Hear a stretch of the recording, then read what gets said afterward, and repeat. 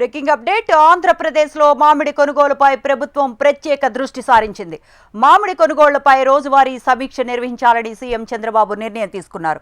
3 జిల్లాల కలెక్టరేట్లలో command control centre ఏర్పాటు చేశారు. 50,000కు పైగా రైతుల నుంచి మామిడి కొనుగోళ్లు చేయాలని ప్రభుత్వం నిర్ణయించింది.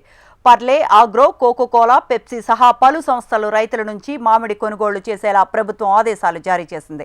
మార్కెట్ ఇంటర్వెన్షన్ ద్వారా మామిడి రైతులను ఆదుకునేందుకు 130 కోట్లు విడుదల చేయాలని కేంద్ర ప్రభుత్వానికి సీఎం చంద్రబాబు లేఖ రాశారు.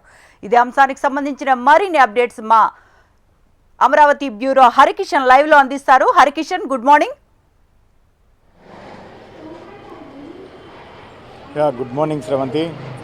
ప్రధానంగా ముఖ్యమంత్రి చంద్రబాబు అధ్యక్షతన కుప్పం పర్యటనకు వెళ్ళినప్పుడు ప్రధానంగా అక్కడ ఉన్నటువంటి మామిడి రైతులందరూ కూడా ఒక సమావేశం అయ్యారు. అధికారులతో పాటు మామిడి రైతులతో, అలాగే పల్ప్కి సంబంధించినటువంటి ఎవరైతే తయారు చేస్తారో ఇండస్ట్రీస్ వారితో పాటు ట్రేడర్స్తో, అలాగే వ్యాపారస్తులతో అంతా కూడా ఒక సమీక్షా సమావేశం నిర్వహించారు. ప్రధానంగా రైతుల నుంచి ఒక ఆరోపణ అయితే రావడం జరిగింది. మామిడి పూర్తిగా పతనం అయిపోయింది, అంటే కొనుగోలు అమ్మకాలు లెక్క చాలా తీవ్రంగా ఇబ్బందులు పడుతున్నామని చెప్పేసి కూడా ముఖ్యమంత్రి దృష్టికి తీసుకొని రావడం జరిగింది. ఈ నేపథ్యంలోనే దళారులు ఎంటర్ అయ్యే కేవలం కేజీ 8 రూపాయలకు మాత్రమే కొనుగోలు చేస్తున్నారు. సో తామకు ఆ గిట్టుబాటు ధర కాదు, మద్దతు ధర కాదు కదా, కనీసం గిట్టుబాటు ధర కూడా కలగడం లేదు. దీనివల్ల చాలా తీవ్రంగా నష్టపోతున్నామని చెప్పేసి కూడా ముఖ్యమంత్రి దృష్టికి తీసుకురావడంతో తన సొంత నియోజకవర్గం కుప్పం పర్యటనకు వెళ్ళినప్పుడు యుద్ధ ప్రాతిపదికన అక్కడ ఉన్నటువంటి అధికారులు, అలాగే సంబంధిత అధికారులు రైతులతో అందరితో కూడా ఒక సమీక్షా సమావేశాన్ని నిర్వహించారు. ప్రత్యేకంగా అక్కడ ఉన్నటువంటి కంపెనీలందరికీ కూడా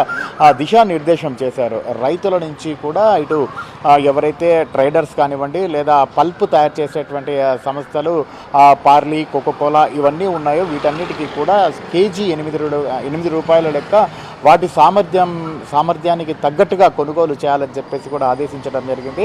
ఇటు కంపెనీ నుంచి రైతుకు 8 రూపాయలు అందిస్తే, అలాగే ప్రభుత్వం అదనంగా కిలోకు మరొక 4 రూపాయలు అందించేందుకు కూడా సిద్ధం అవుతామని చెప్పేసి కూడా ప్రకటించింది. సో కేవలం ప్రకటనలకే పరిమితం కాకుండా దానికి సంబంధించి నిరంతరం కూడా పర్యవేక్షిస్తూ ప్రత్యేకంగా ఇటు చిత్తూరు, తిరుపతి, అన్నమయ్య జిల్లాలకు సంబంధించినటువంటి కలెక్టరేట్లో ప్రత్యేకంగా కమాండ్ కంట్రోల్స్ను కూడా ఏర్పాటు చేసింది. సో ప్రతిరోజు కూడా మామిడి రైతులు ఎక్కడి నుంచి ఎక్కడికి మామిడికాయలు తీసుకొని వస్తున్నారు, వాటి ధర ఎంత, అంటే ఎవరెవరికి విక్రయిస్తున్నారు, ఏ ఏ కంపెనీలు కొన్నాయన్నటువంటి దానికి సంబంధించి సమగ్రంగా ఓ నివేదిక తయారు చేసి వాటిని ముఖ్యమంత్రికి అందజేస్తున్నటువంటి పరిస్థితి ఉంది. ప్రతిరోజు కూడా ఈ ప్రాంతంలో మామిడి కొనుగోలు అమ్మకాలకు సంబంధించి నిరంతరం కూడా ముఖ్యమంత్రి తన సమీక్ష అంటే పర్యవేక్షిస్తున్నటువంటి పరిస్థితి ఉంది. మొత్తం కూడా ఈ 3 జిల్లాల వ్యాప్తంగా దగ్గర ఒకసారి చూసుకుంటే 3,75,000 మెట్రిక్ టన్నుల పంట దిగుబడి వస్తుందని చెప్పేసి కూడా ప్రభుత్వం అంచనా వేసింది. ఇప్పటికే దగ్గర 3,08,000 వరకు, అంటే 3,08,000 మెట్రిక్ టన్నుల వరకు కూడా ప్రభుత్వం వివిధ మార్గాల ద్వారా ఈ పంటనైతే కొనుగోలు చేసింది. ఏదైతే 1,65,000 మెట్రిక్ టన్నులకు సంబంధించి ఇటు చిత్తూరు జిల్లా నుంచి కొనుగోలు చేస్తే, అలాగే ఒక 45,000 మెట్రిక్ టన్నులకు సంబంధించి అన్నమయ్య జిల్లా నుంచి కొనుగోలు చేసింది. మరోపక్క ఇటు తిరుపతి జిల్లాకు సంబంధించి 16,800 మెట్రిక్ టన్నుల మామిడిని కొనుగోలు చేసింది. మరోవైపు ఇటు ర్యాంపుల ద్వారా, అలాగే మండీల ద్వారా, అంటే మనకు కడప జిల్లాలో రైల్వే కోడూరు ఉంటుంది. ఇక్కడ పెద్ద ఎత్తున ఇతర ప్రాంతాల నుంచి వివిధ రకాలకు సంబంధించినటువంటి మామిడి పండ్లను తీసుకొని వచ్చి ఇక్కడి నుంచి కూడా దేశంలోని నలుమూలలతో పాటు అయితే ఇతర దేశాలకు కూడా ఇక్కడ నుంచి కూడా ఎక్స్పోర్ట్ చేస్తుంటారు రైల్వే కోడూరు మామిడి మార్కెట్కు. సో అక్కడికంతా కూడా ఆ ర్యాంపులు, తర్వాత మార్కెట్ యార్డ్ల ద్వారా 81,000 మెట్రిక్ టన్నులను కూడా విక్రయించినట్లుగా స్పష్టమైనటువంటి ఆధారాలతో, అంటే ఏదైతే నివేదికలు ప్రతిరోజు కూడా కొనుగోలు. హరికిషన్, అంటే ఇదే ఇనిషియేటివ్ అంటే సీజన్ ముందే తీసుకొని ఉంటే బాగుంటుంది అనే వాదన కూడా ఒకటి వినిపిస్తోంది. అంటే సీజన్ అయిపోయేటప్పుడు, అంటే అంతకు ముందు నష్టపోయింది ఏమైనా కాంపన్సేట్ చేసే అవకాశం ఉందా? ముందే ఇనిషియేటివ్ తీసుకుంటే బాగుండేది కదా.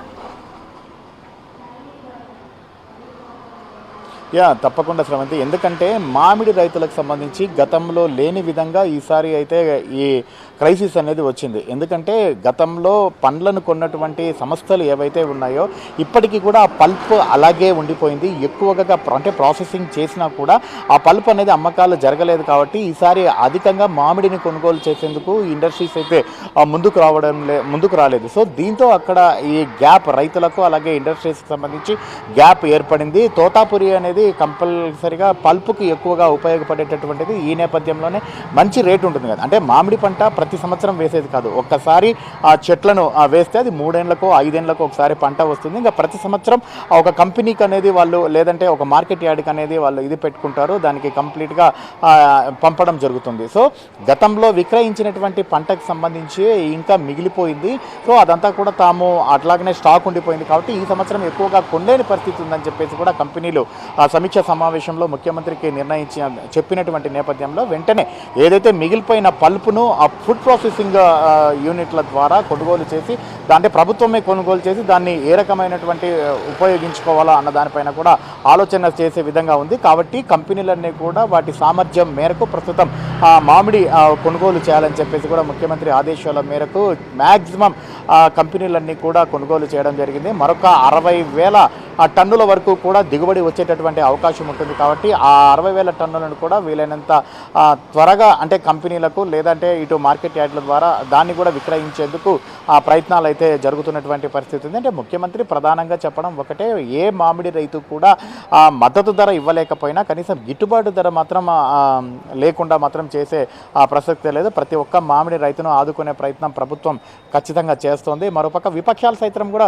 విమర్శిస్తున్నటువంటి పరిస్థితి ఉంది. మామిడి రైతు ఈరోజు గిట్టుబాటు ధర లేక ఆత్మహత్యల వైపు అడుగులు వేసేటటువంటి పరిస్థితి ఉంది. ప్రభుత్వం పట్టించుకోవడం లేదన్నటువంటి విమర్శలు కూడా ప్రభుత్వం సమాధానం చెప్పింది. ఏకంగా ముఖ్యమంత్రి అధికారులతో అలాగే రైతులతో సమీక్షా సమావేశాన్ని నిర్వహించి అక్కడ ఉన్నటువంటి సమస్యలను తీర్చేందుకు ఎటువంటి ప్రయత్నాలు చేస్తున్నారో కూడా వివరించే ప్రయత్నం చేసింది. ప్రయత్నమే కాకుండా ప్రతిరోజు కూడా నిరంతరం ఆ మానిటరింగ్ అనేది కమాండ్ కంట్రోల్స్ కూడా ఈ కలెక్టరేట్లలో ఏర్పాటు చేసి అక్కడ రైతులతో అలాగే వ్యాపారస్తులతో కొనుగోలు అమ్మకాలు ఏ రకంగా ఉన్నాయి, అవి ఎంతవరకు వచ్చాయి, రోజు ఎన్ని వేల మెట్రిక్ టన్స్ను అమ్మడం జరిగింది, సో రైతులకు ఏ రకమైనటువంటి ఆదాయం అంటే అమౌంట్ అందింది అన్న దానికి సంబంధించి కూడా ఇది రోజు నివేదికను ముఖ్యమంత్రికి పంపిస్తున్నటువంటి పరిస్థితి ఉన్నటువంటి నేపథ్యంలో ఇటు కేంద్ర ప్రభుత్వం నుంచి మామిడికి సంబంధించి సహాయ సహకారాలు అందించాలని చెప్పేసి కూడా ముఖ్యమంత్రి ప్రత్యేకంగా ఒక లేఖను రాయడం జరిగింది.